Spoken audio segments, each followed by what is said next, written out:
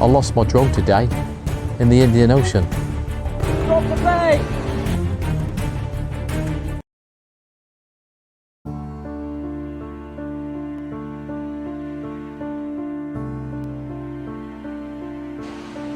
I was down here fishing the other day with my son Dean and his mate Harley. Nothing out of the ordinary, just a normal day fishing. Plan was simple: send the drone out, drop the bait.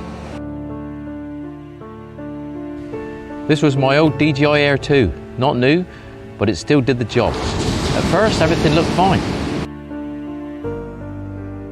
Then the wind picked up and the fishing line started pulling it sideways. That was when I knew I was losing control.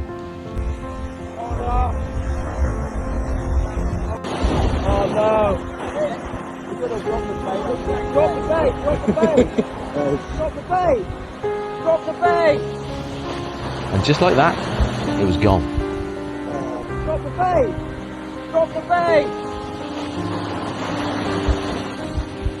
Oh no!